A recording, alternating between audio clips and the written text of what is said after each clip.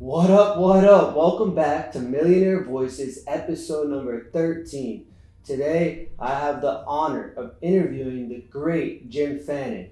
Jim Fannin, he's been a mentor of mine for the past couple years. I've learned so much from him. So today, I get to interview him in person. So without further ado, welcome to the show, Jimmy Fannin. Well, thanks for that introduction, Danny. I appreciate it. I'm glad to be here. Talking about billions is always a fun thing to do. I'll tell you what, Jim, you've been one of the greatest inspirations in my life. You've been such a mentor to me. You've taught me so much about the mindset and how to just live in the zone. And that's what I want the viewers and pretty much this show is, whether it's entrepreneurs or just people who want to learn how to live a great life from high performers, and you're one of them. So we usually start the show and going back to like where you started in life. And I'm so curious. I know a little bit about you, but not everyone does. So why don't you tell us about where Jim Fannin comes from? Well, I got to go back 71 years. Oh, wow. So that's may not have enough time for the show.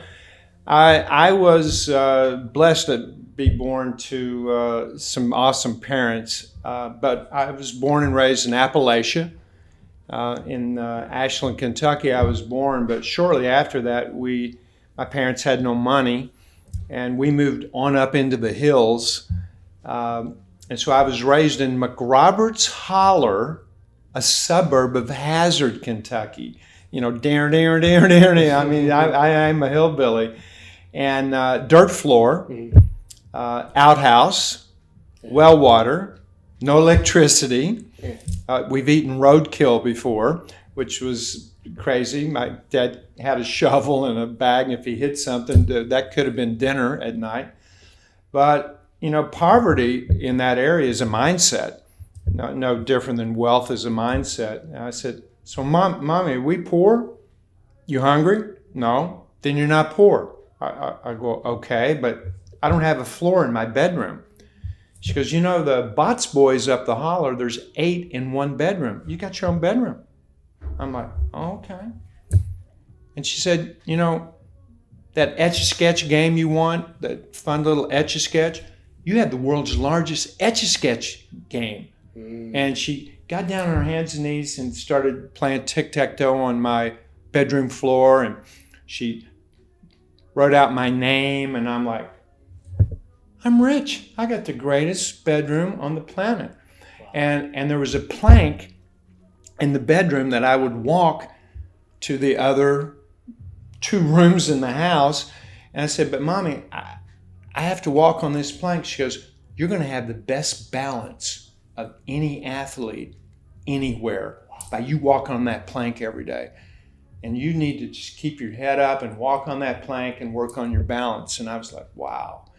So that was my positive reinforcement by an awesome mother and father. My grandfather, on the other hand, he was a tough guy. He was the moonshiner. He was the sheriff of Letcher County. He packed 2 .45 pearl-handle guns ready at the minute. It's a real rough area, coal mining area. But he was also a Cherokee Indian, which was definitely different. And he would take me out into the woods at 4, 5, and 6. The first time I went out, he said, just because the bushes don't move doesn't mean anything's in there. I go, what do you mean, Papa? And he would throw a rock and a rabbit would run out. And he would teach me, if the moss is over here, this is what's going to happen. If there's a ring around the moon, it's going to rain in 3 days. I mean, he was giving me an Indian's view of the woods. My second trip with him, he blindfolded me. So he walks me blindfolded. I'm like 5, and I'm blindfolded, and he walks me a mile up into the hills, into the woods. And my grandmother would have beat him up, but here's what happened. When we get up here, I told you that you're going to take the blindfold off when you think I'm gone, or I'm going to have you count when you can't count any higher. Take the blindfold off, and I told you what to do. Can you repeat it? I said, yeah. When the blindfold comes up, I need to breathe, and I need to relax, and I need to adapt to my surroundings. I know, Papa, I'm never lost. I just haven't found my way. I'm never lost, no matter where I am in the world. Find my way. And so we did that. And I'd take my blindfold off and I'd figure out how to get home. And the other tip was, you got to go to higher ground if you're not sure where to go. And I said, well, what does that mean? He goes, we climb a tree, get up on a hill, get up on a rock, and now from a higher place, you've got a good lay of the land. Maybe you can see some smoke coming out of our chimney back at the house, and you'll find your way home. You're never lost. You just haven't found your way. So be cool. Then Danny, he took me into caves, blindfolds me, takes me into the caves. I knew I was going into a cave. The temperature would drop 10 degrees. And we didn't go in the caves until I was probably 7 or 8. And he'd give me a candle and a box of matches. Blindfold, he would leave. I would take the blindfold off. It'd be completely dark. I'd light the match, light the candle, and his wisdom was, wherever the wind blows, it's trying to get out of the cave too. Follow the wind. So I would have a candle and it'd blow that way or this way, and wherever the wind blows, that's where I would go. I'd get out of the cave by myself. I'm never lost. I just haven't found my way. And, he trained me to visualize. He was the first person that taught me how to visualize. He said, the woods are alive, especially at night, but so are your dreams, especially at night. And when you go to sleep at night, your dreams can connect to anything out there in the world that can help you manifest it. He didn't say manifest. I don't know. He was a hillbilly, so we didn't use manifest, but it would help you make that dream come true. And that was my first early training, really, a mentor. Yeah, and Jim, it's amazing, those stories, because there's so many life lessons at such a young age that was getting you ready for that real world. And, it's probably why you became so great in life. And, I guess my question to you with like your childhood and all those things, changing your narrative and perspective on the situations and then learning valuable life lessons is, I guess, understanding of like, where was it in the childhood that you wanted to live a great life? Like you wanted to, like what, did something happen or an idea happen at that early age or by the teens that you wanted to live great and do big things? Danny, I've had an itch that I've needed to scratch since the 5, 6, 7. Oh, wow. I just had a different drum beat, and I think it was those regular daily lessons with my grandfather. I met another mentor that really made a major change. I'll tell you about it. His name was Professor R.W. Ross. He was a black retired philosophy professor. He was 83 years old when I met him. I was 11. Mm-hmm. And I was a baseball all-star, and I played all the sports. We moved back from the hills to the big city. We moved back to Ashland, Kentucky. But Professor Ross was the first one that really told me how to visualize. So I'm 11. I just started playing tennis, and I'm reading a magazine, World Tennis Magazine. And I'm so excited about this magazine because there was an article about some 12-year-olds my age, maybe a year older, that were traveling the European tennis circuit. And they'd written a little diary on their travels. So I'd read it, I'd put it down, I'd come back, I'd read it again on this park bench in Central Park, Ashland, Kentucky. Well, Professor Ross, an amazing man, he had 2 sons that were Tuskegee Airmen, so he was just an amazing human. And he befriended, a little white boy in Appalachia. He said, why don't you play tennis with him? I go, how do I do that? He's looking over my shoulder. I'm looking at the article. He said, well, shut your eyes and can you see them? Yeah. He said, well, hit a few balls with them. So I'm mentally, tapping some balls in my mind with these 2 Italian guys that were my age. And he said, well, why don't you travel the world with them? I said, I've never been on an airplane. He said, well, don't you think it's time? I said, yeah, I would like to do that. So I shut my eyes and he guided me going up the stairs of an airplane. I got on the airplane in my mind. I'm sitting next to the Italian guys, and the plane took off, and we're traveling around the world. Now, I'm not going to tell you I thought about that day every night that summer 60 years ago, Danny, but I thought about it in an inordinate amount of time.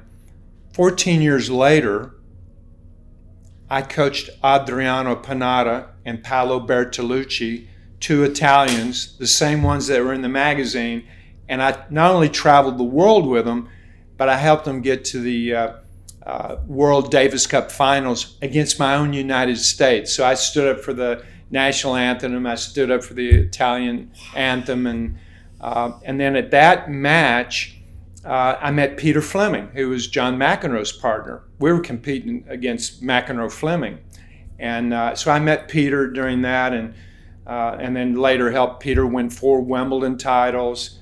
I went off and helped 7 players reach the top 10 in the world, and I was literally going all over the world on the pro tennis circuit, traveling, and so that's how visualization really works and how it happens. But I remember my grandfather, dreams come alive at night. So I would think about the Italians 30. I didn't know the science behind it, which I do now understand the science, but I'd go to sleep thinking about doing it and wake up the same.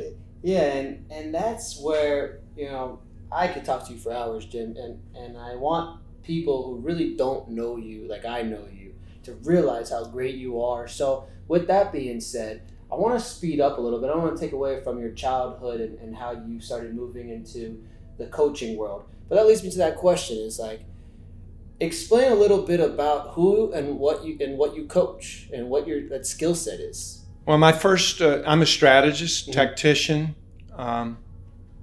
negotiator. I'm a world-class body language reader. I coach the best poker players in the world.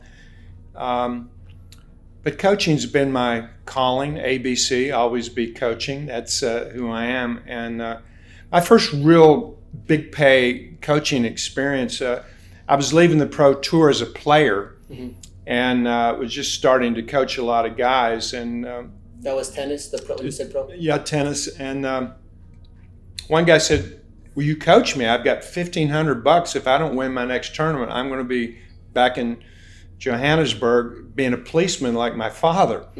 I said, well, how am I going to coach you? You ain't got any money. How are you going to pay me? And he goes, this is a friend, and he goes, 5% of the gross. I'm not doing it. 10%. I'm not doing it. 15%, I go, done deal. Singles and doubles, yes. So I got 15% of the gross.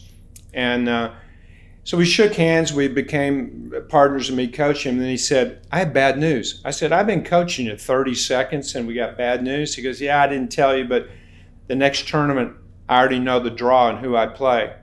Who do you play? Jimmy Connors, world #1 player. I said, I played Connors a couple of years ago. I can beat him, but not with my game. But I'm 100% certain I can beat him with your game.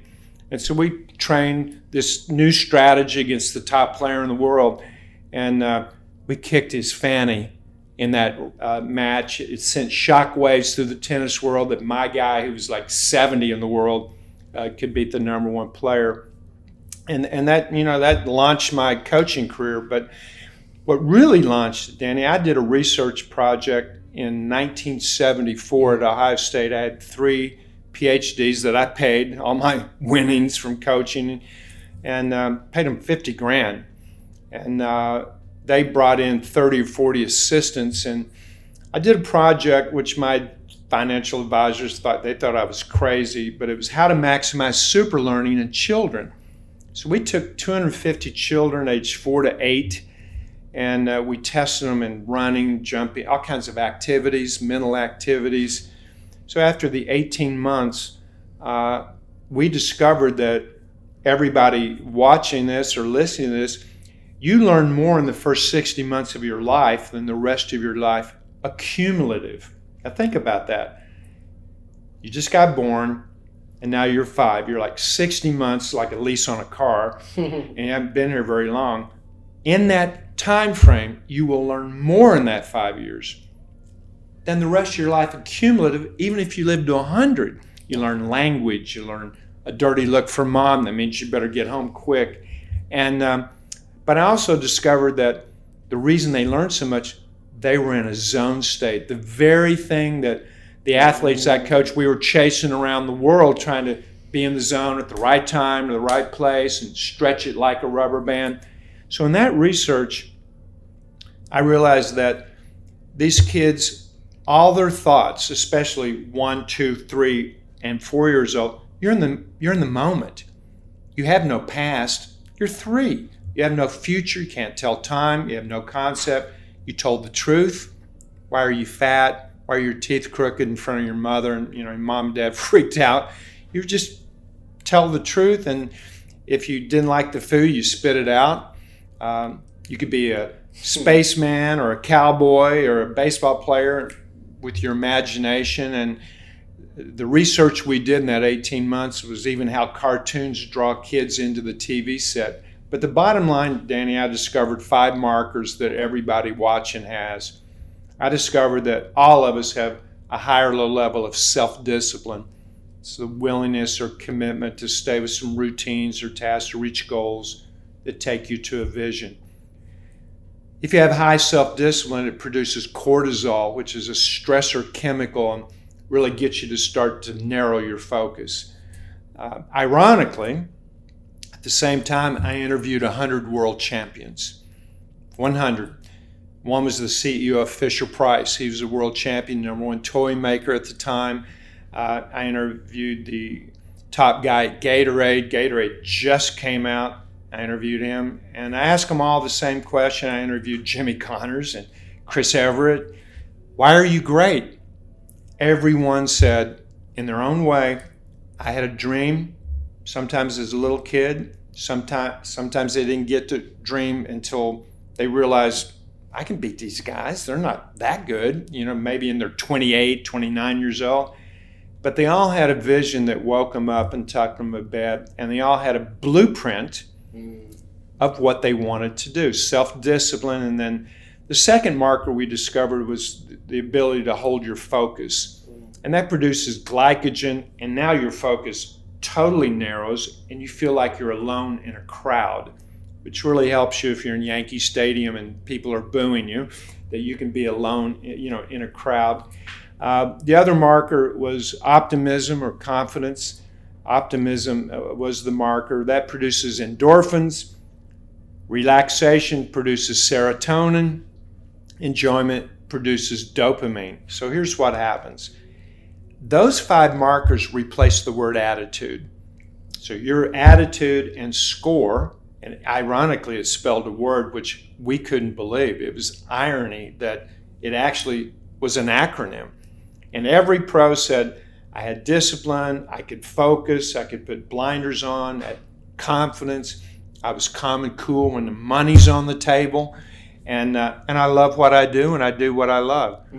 And the score system was born in 1974. And then I took this little kids program, Danny. I'm at 25, and I franchised 83 of them globally. This is before the internet, before cell phone, before fax machine. I thought the greatest invention was whiteout for your typewriter, but at the time. But once I franchised it, I started doing tons of parent seminars. I've done 500. The title is Coach Your Kid to Greatness, my seminars. We had 250,000 children in this program around the world at one time. I sold 43 in Chicago. That's how I wound up in Chicago. All the money was coming out of Chicago. And from there, in the parent seminar, somebody would say, does this work for insurance? Absolutely. Next thing, I'm coaching Allstate. Does this work for baseball? Yeah. I'm naive. Yeah, this will work for baseball. Next thing I know, I'm coaching some guys on the White Sox. It was one of the owners of the White Sox that was in the parent seminar. And so whatever people would say, does it work for this? I'd say, absolutely. And so the next thing I know, I built a little cottage industry of life, business, sports. But the engine was the score system, and the score system has two major drivers. One is self-awareness, being aware of your score level, and then the other one is visualization. Yeah, and Jim, that leads me to, and you talk about as much as you like, but, I love one of those stories, with the White Sox story with one of the players when you visualize with them. Can you expand on that? Well, many people watching may know who Frank Thomas is. Mm-hmm. Frank Thomas, MVP, retired. He's now in the Hall of Fame.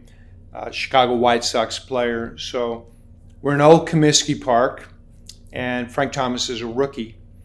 And I was coaching other guys on the White Sox mentally, helping them get in the zone. And so Frank wanted to meet with me, and we went out in the dugout by ourselves. And I said, "So what's the point, man? Why am I here? What do you want?" "You're blunt. What do you want? Why am I here?" "Hall of Fame."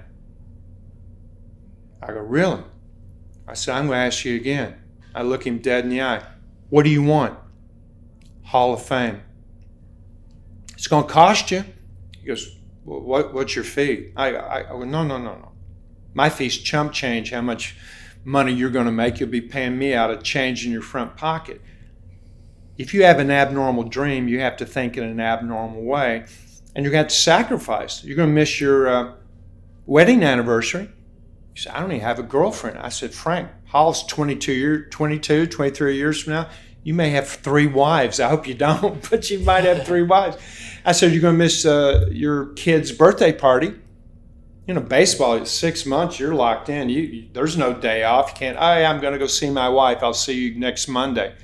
You're an indentured servant to the game pretty much.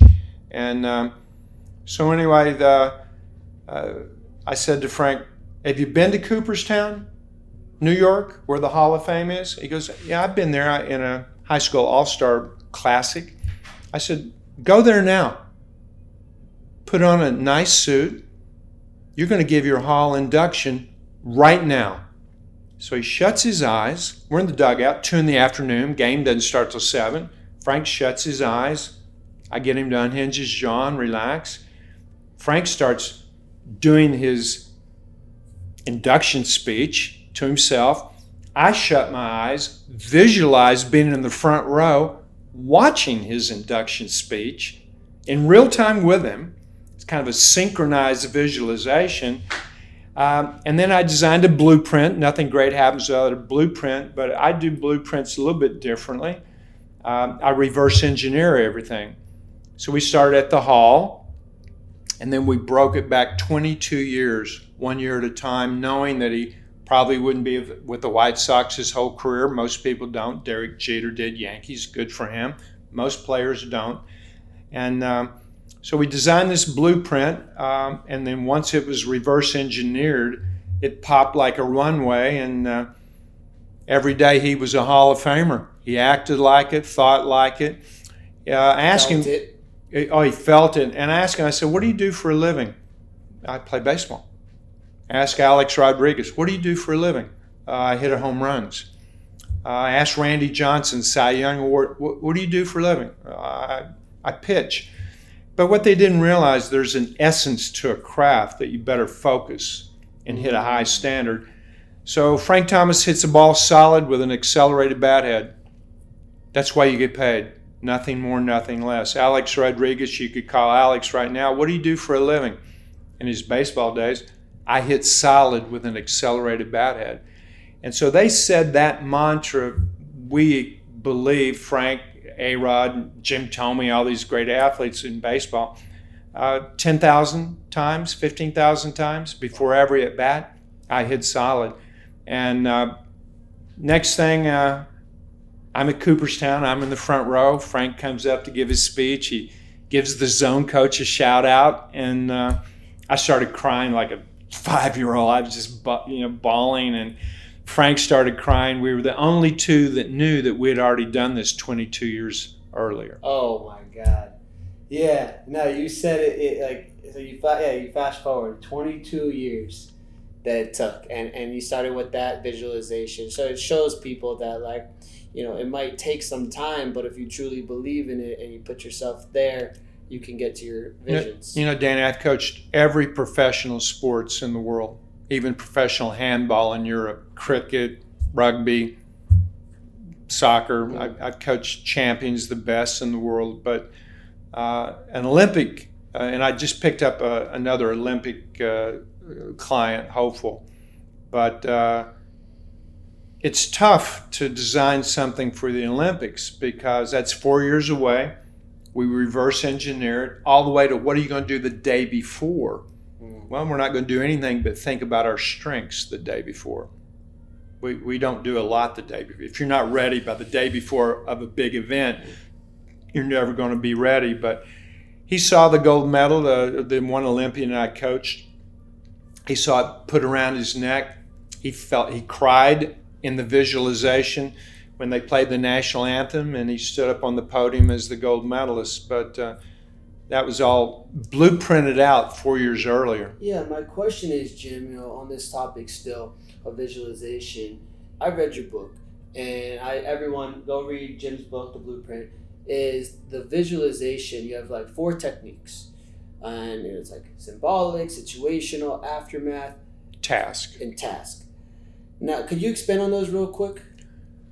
Well, there's a certain time you want to visualize. You want to get into an alpha brainwave, semi-drowsy state, which I get my clients. But I'll give you an example.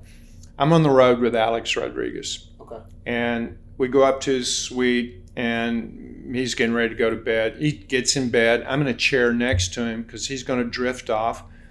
And I know who's going to pitch the next day. I get my own private statistics. And I would sit there in a chair and say, you have a righty on the mound. He's in uniform in his mind right before sleep. And there's a righty on the mound. First pitch is a 4-seamer away. Take it. And then Alex would take it. Slider low and away. Take it to right field. And Alex I could hear him blowing out a candle because I had him breathe an impact. We would do that every night, and then I'd let myself out and go to my room. So guided imagery, I've been doing this for over 50 years. Again, there's certain times you need to do it, and I have all those proprietary times. But my system, Danny, is so simple because if you sleep 8 hours a night, trust me on the math here, you're awake 112 hours for the week. The system takes less than 3% of your waking hours, and it's 30 seconds here, 60 seconds. It's real short. We have hundreds of tools for every sport, every business, sales, parenting, relationships. And that's what I do. I not only design the blueprint, but I show them a formula on how to manifest it, and visualization's part of it. Now we've taken the blueprint, put it on a new platform, and it's on an app. And so we've taken it to another level. I was on a Zoom call, Danny, last week with a lot of psychiatrists and psychologists, and they were on the call to listen to me do a talk. And I asked all of them, I said, how long does it take to change a habit? The majority said 6 to 8 weeks, with a caveat that if you get off one day, you got to start the 6 to 8 weeks all over again. So that's tough for a lot of people. 6 to 8 weeks, repetition, without anybody coaching you, especially. One guy said 4 to 6 weeks. And then somebody said, well, how long does it take you to change someone's habit? I said, 7 to 10 days.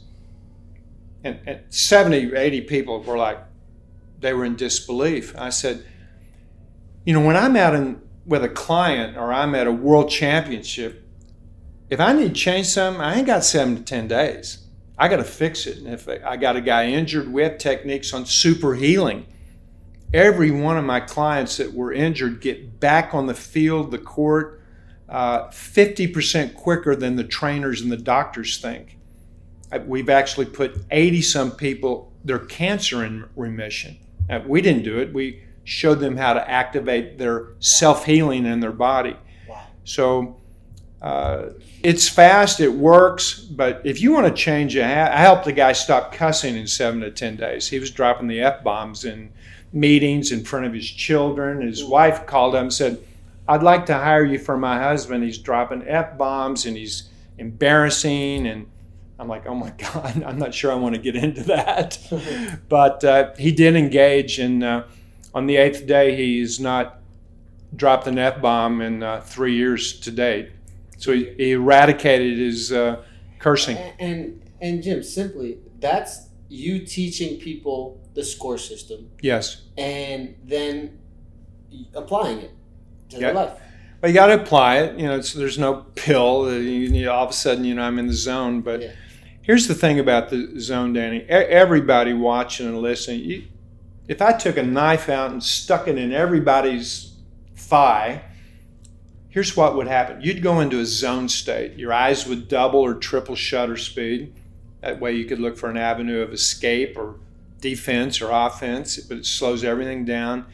Your stomach diverts all the blood from your stomach. Most of our blood's in our stomach, so we can get minerals and vitamins throughout the body. But the blood goes to the brain for clarity. The rest of the blood goes to the large muscles for inordinate quickness, speed, agility, and strength. Skin sensitivity heightens. You have a feeling that nothing can go wrong. You're totally solution-oriented, and your awareness is shocking. There's actually an energy field that expands thousands of yards, 360 around you, to pick up data to help you in that situation. But another phenomenon, your conscious mind, which uses 5 senses and knows right from wrong and reasoning, it shuts down. Conscious mind goes into the back seat, and your subconscious mind takes over and guides you. So our program, again, it's 50 years old. It's never failed. People could fail it. Just because you read the book doesn't mean things are going to happen. You got to practice it, obviously. But the zone, I've seen it last 33 days. All my clients get in the zone, but you can get in the zone when you read a book. You can get in the zone when you make love. You can get in the zone when you see a sunset. You can get in the zone watching a movie. Yeah. So the zone is the zone is the zone. And so from 1974 to probably 1978, I figured out how to be in the zone without having a knife stuck in your leg. Or if you've ever been in a car accident, God forbid you're in one, but if you've been in one, it was surreal, slow motion, everything seemed crazy. That's a zone state that people call fight or flight. But we've taken it to a whole nother level. Yeah. So you can live in the zone. Yeah, in that zone, it's like, would you also say, beyond the similarity of the flow state, is like you are in such a confident, cool, calm, collect state that everything's coming and you're living in that abundance frequency where everything just coming towards you, aka the zone. Well, you can't go to the zone. You attract it. You attract the zone, and once in the zone, and that's what gives you life balance. Life balance, that people talk about that a lot, but we segregate people's lives into different buckets or arenas, and but you can be in the zone as a parent. You can be in the zone as in your personal finance. You can be in the zone in wellness, all the different aspects, relationships, parenting, friendships. So the zone is available to everybody, but again, it takes less than 3% of your waking hours to attract it.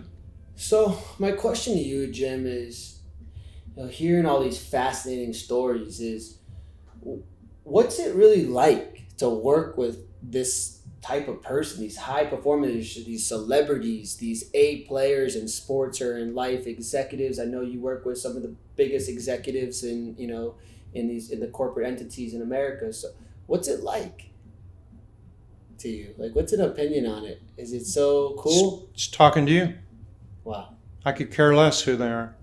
I don't care who they are. I don't care about their accolades. Our moniker and our slogan has been since 1974, your success is the mission, period.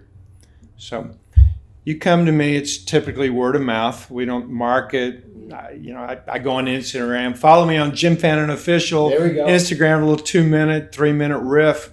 But those things, I'm not phased. I coach champions. I mean, so to me, they're normal, but they all need something. I mean, right now I'm coaching a guy. Our goal was he wanted to be a billionaire.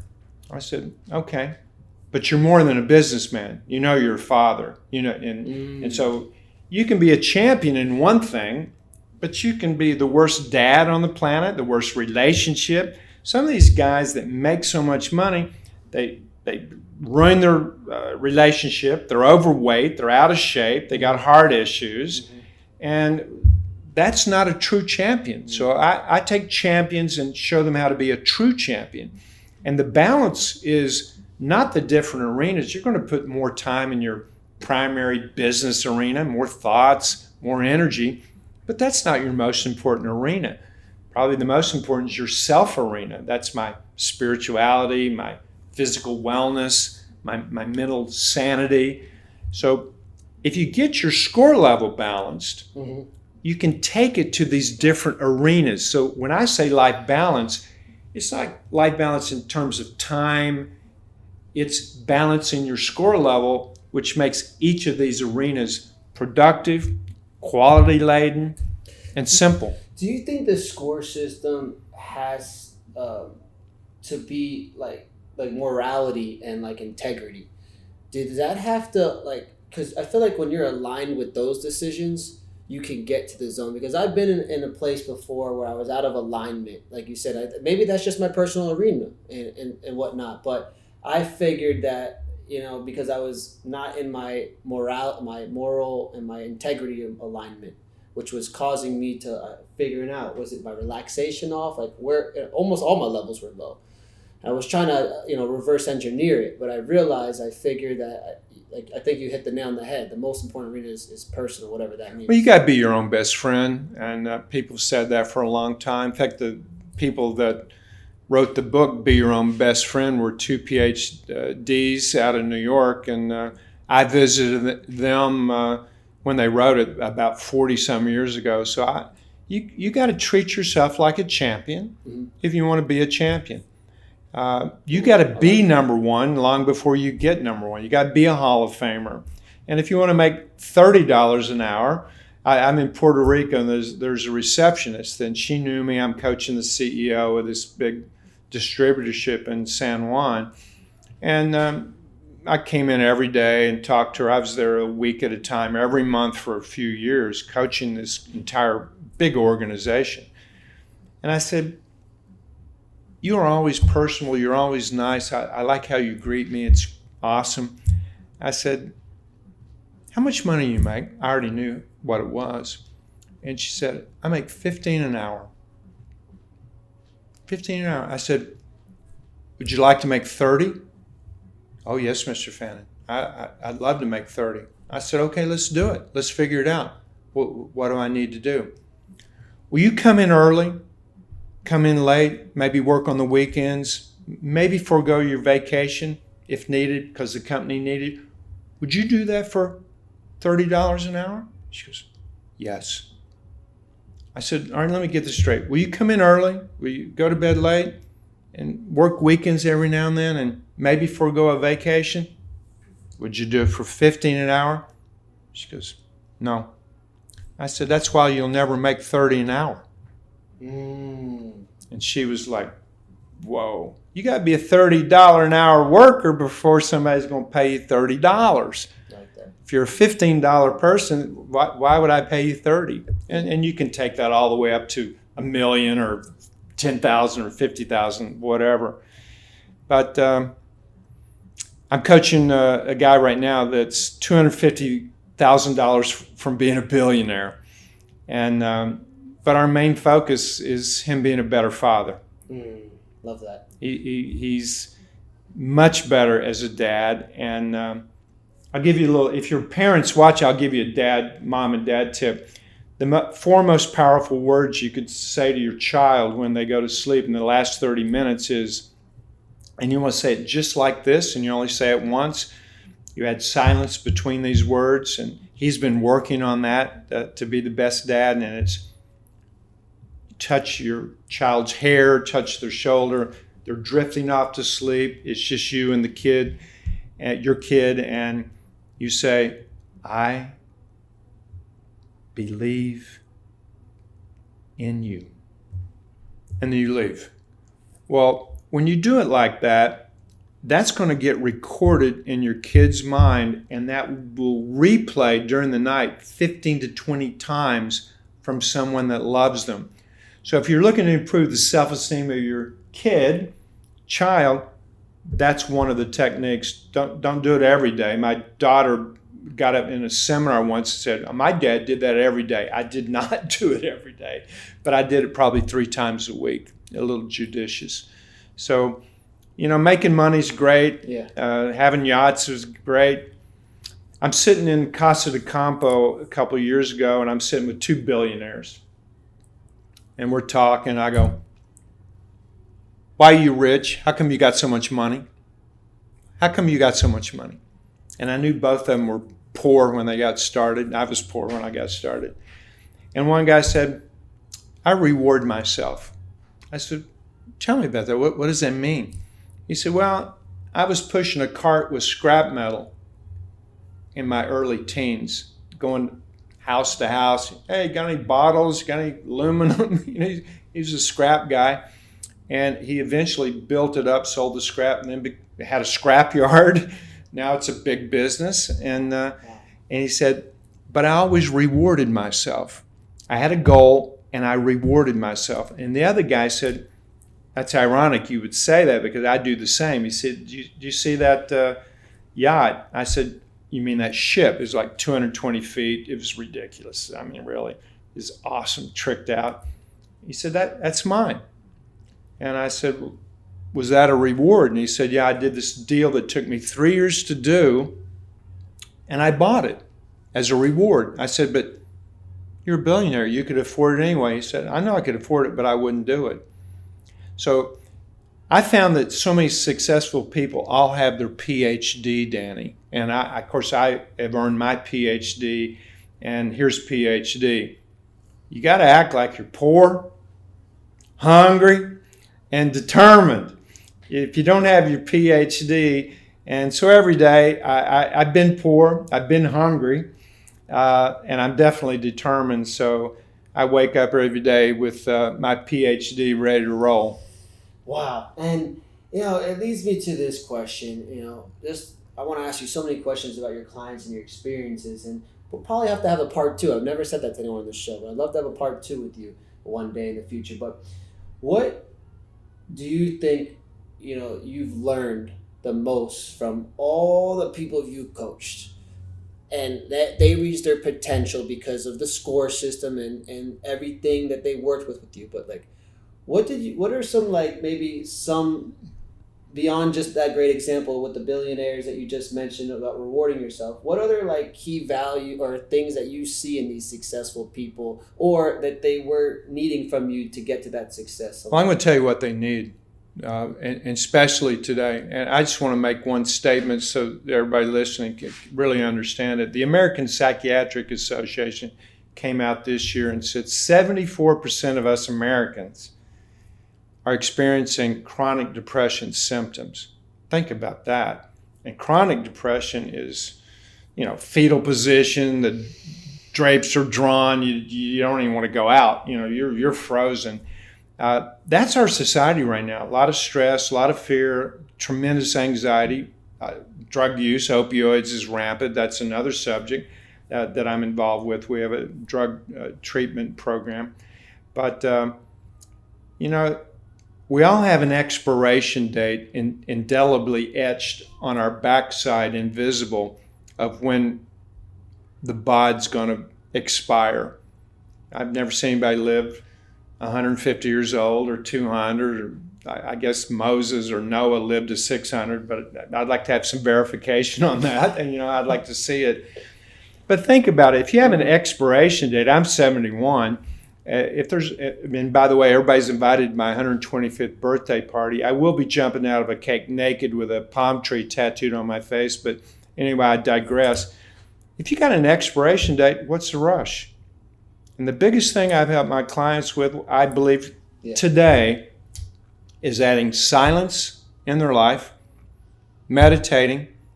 Music, I love music. I've coached a lot of top groups, and I live next door to the Judds, the famous country singing mom-daughter duo. But music's not music, Danny, without silence. So if I change silence between that little beat, it's a different beat. So otherwise, if there was no silence, it would just be noise. You don't hear the silence in a song or in an album because the vocals have silence between the notes. The drums have silence between the notes. And the vocals, the drums, the guitar, the percussion, all that has silence, but you don't hear it. But if you want a musical, rhythmical, awesome zone life, you have to add silence.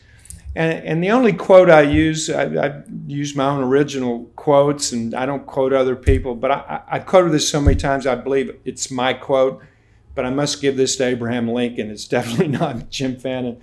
But if you had 4 hours to chop down a tree, you should spend 2 hours sharpening your axe. And we got a lot of people that want to do so much. You got that self-discipline locked in. I got my blueprint. I'm focused.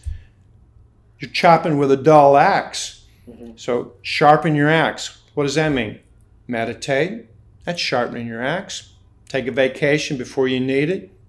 That's sharpening your axe. Taking a day off before you need it. That's sharpening your axe. Being silent. Once a month, I have a silent day. I don't even talk to my wife. Wow. She's in the room. I'm texting her. I ain't talking to anybody. I'm gone Jim Fannin monk. I will talk every now and then. It is my wife. She'll make me talk, but I just turn my brain off and replenish my psychic energy, my emotional energy. And to have a successful life, you need emotional endurance.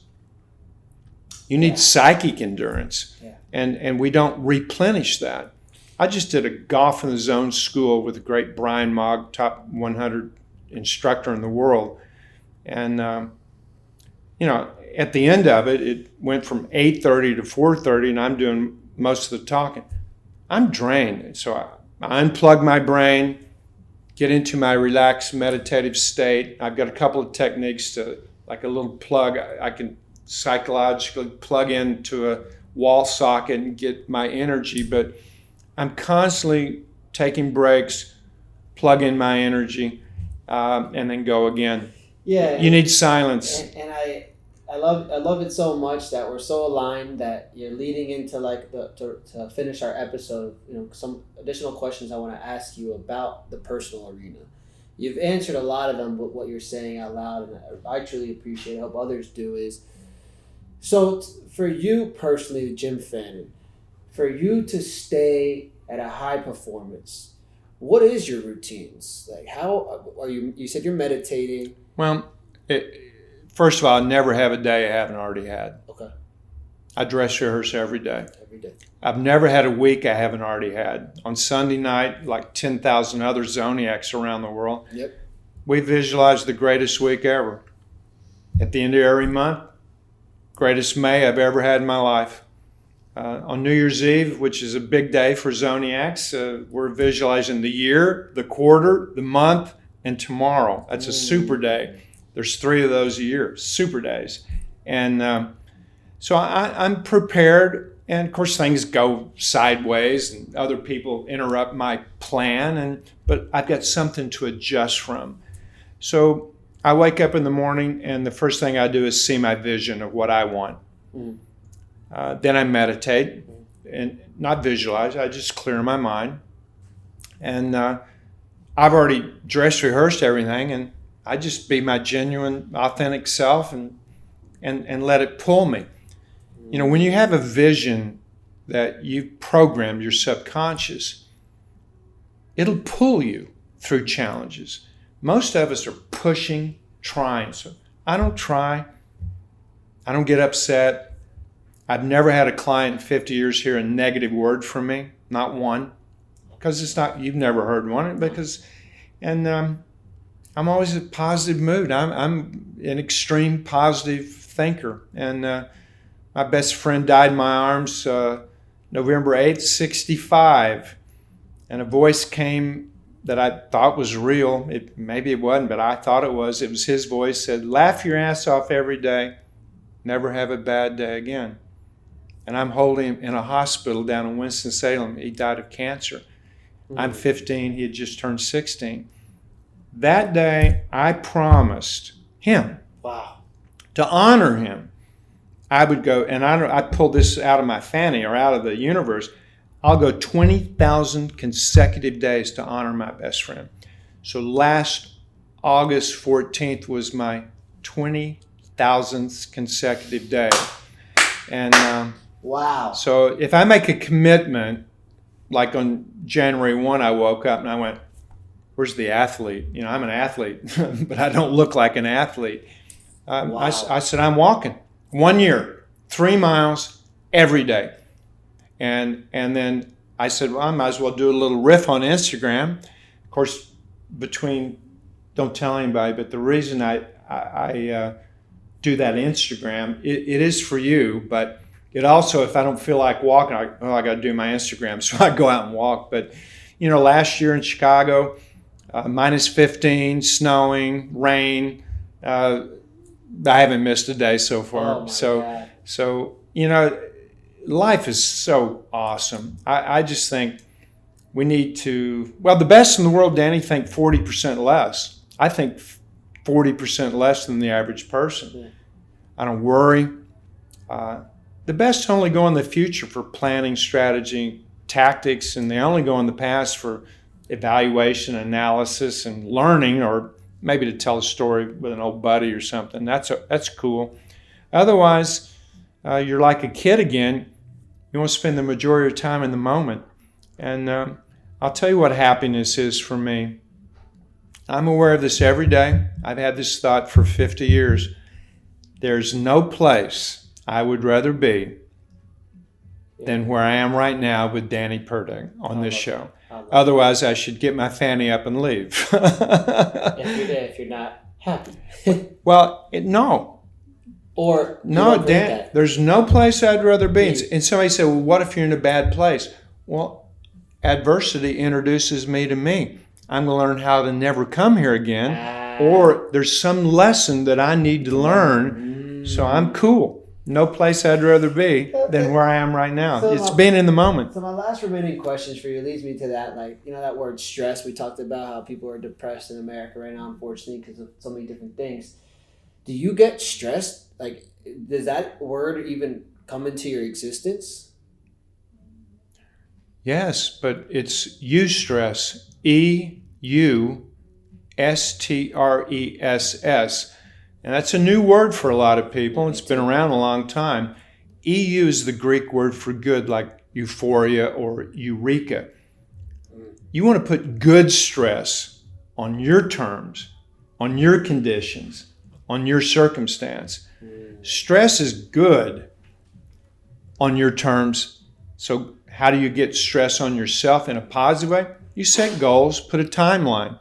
You can always adjust the timeline. Yeah. But stress from outside people, stress from those things, I'm not even fazed. I walk around almost like in the old phone booths. I'm in that invisible old-time phone booth where I'm in my own little biosphere and I see everybody. But inside, there's happy music. You know, I'm dancing. I dance at commercials and just be me. So you can do that. There's a lot of Zoniacs around the world. So join me as new Zoniacs, and you can get into that different mindset. But it doesn't take long to do, but you have to commit. And I think that's the biggest challenge for most people, is to commit. The first step in doing something. We all have great ideas. We all have, and that's why reverse engineering works, because most people will get right up to the red zone. You know, I'm only a few yards away from my goal, and they'll back away. They'll sabotage themselves. They'll do all kinds of things. And so a lot of people aren't finishers. by reverse engineering, you finish first. And you work your way back to A, where you are now. So simplicity in thought. Those kids, by the way, had 40% less thought than all adults. So there is something to the truth of be a kid again. I'm hanging out with my 5-year-old grandson, who calls me Papa, which was my Papa, the Indian. That my daughter goes, "You're not going to blindfold Bowen." I go, "If he comes to my house, I am. If he comes, once it's COVID, Bowen's going to be in the woods. I'm going to train him the same way." Oh my God, I can't wait to see that kid grow up, because he's going to be something special. That's amazing. And, I guess my last questions for you, Jim, at this point is, like, do you have like an overall why? Like, that word, people in life, they go, "I need to know my purpose. I need to know like the why I'm here." Do you have that defined in your life? Well, we're all souls. We're all kinetic energy, soulful energy, psychic energy. And we've rented a body for 70 years or 125 years. And the score system is backdoor spirituality, really. It connects you to the universe.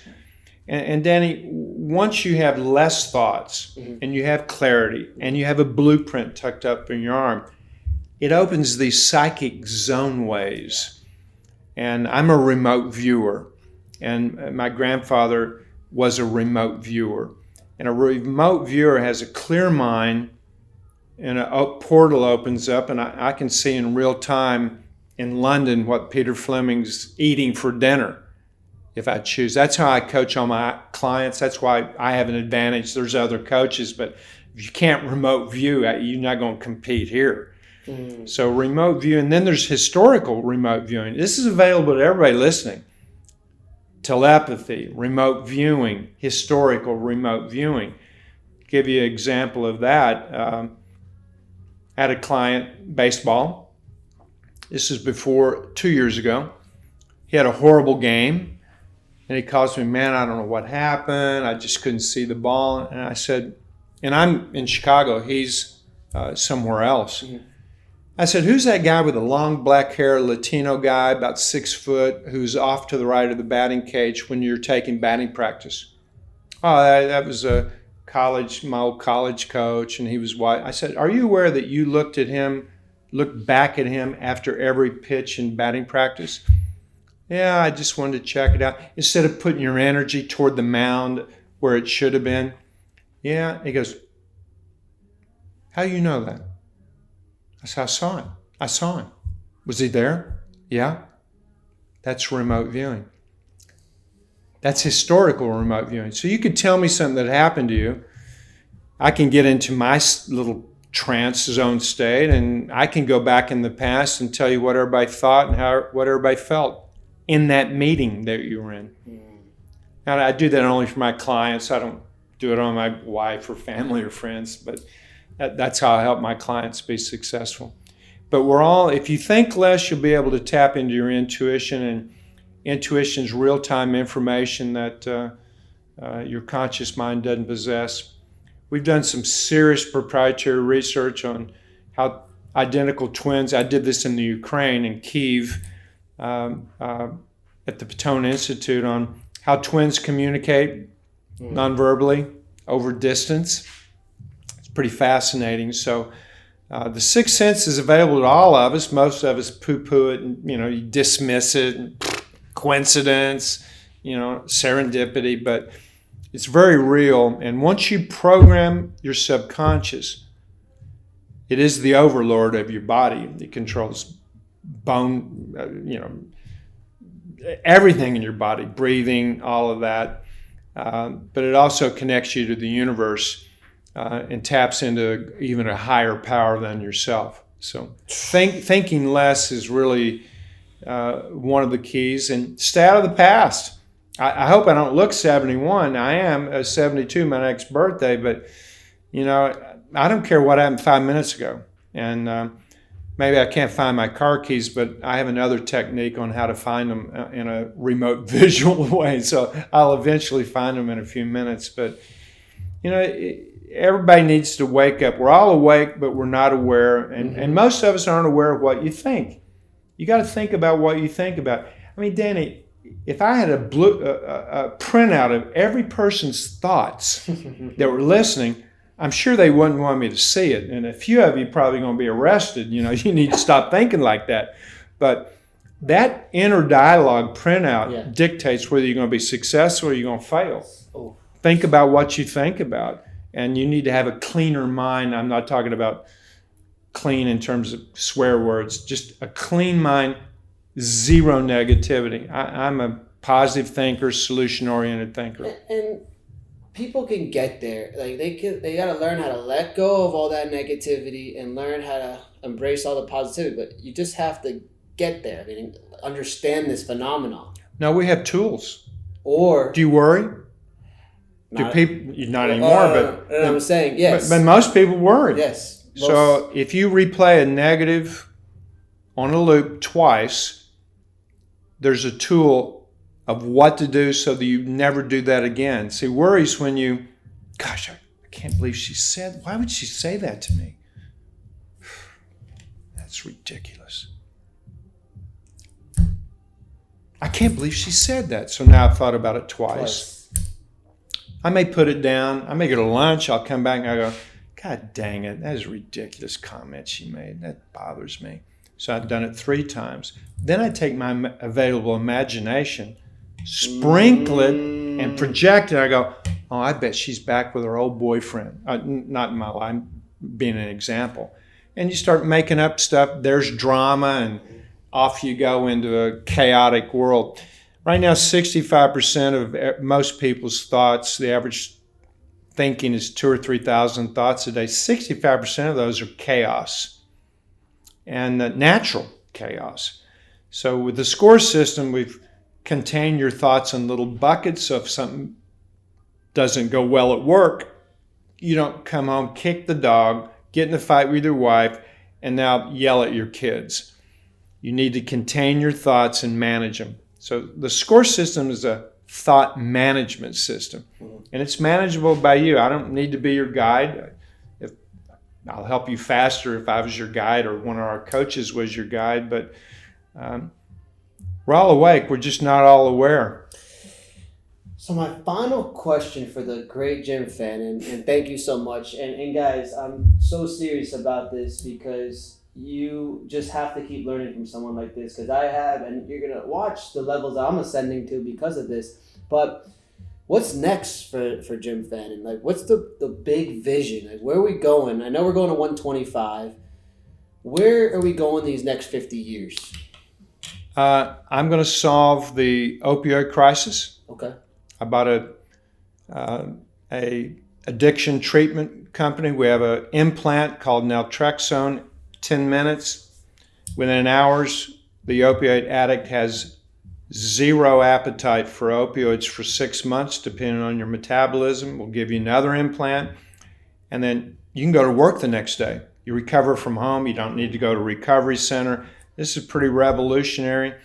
We have a 90% success rate. We use our app, our therapists. We have ZoneCoach therapists. They're master's degree addiction treatment specialists. And then I'm going to help the veterans. We now are doing things with the VA. I'm going to help the veterans. I just spoke to 80, 90 veterans in a group last week, and the mental illness was crazy, opioid, alcohol, and we kind of let them go. But I'm going to take the score system to the masses, Danny, and in life, parenting, school, academics. I coach University of Illinois athletes, and you can be in the zone in academics. So we have a life division, a business division, we have a sports division, we have a military division, which 20 years ago I thought, why would I do that? But we do. And I'm going to give away through my foundation the score system or sell it to as many humans on this planet as possible. I'm going to die, hopefully 126. The party will be so awesome. I may not survive the party, so it'll be great. It'll be a fun way to celebrate. But I'm going to give it away or sell it to as many humans as possible, die, leave it in perpetuity. And then one more thing, Danny. My wife has to do what I'm going to tell you. In my will and testament, through my attorneys, she has to put one word on my tombstone. It's in writing. I would like to have it in neon, maybe a pop-up video going, "Hey, how you doing? It's Jim Fannin." Jim Fannin's laying in here. And but that one word is next. Next life, baby. Next life. And Danny, if I come back as a squirrel, I'll have the highest tree with all the nuts. I can't wait, whatever it is. Next. Oh my God, Jim! Thank you so much. And I guess without further ado, for my next episode, next.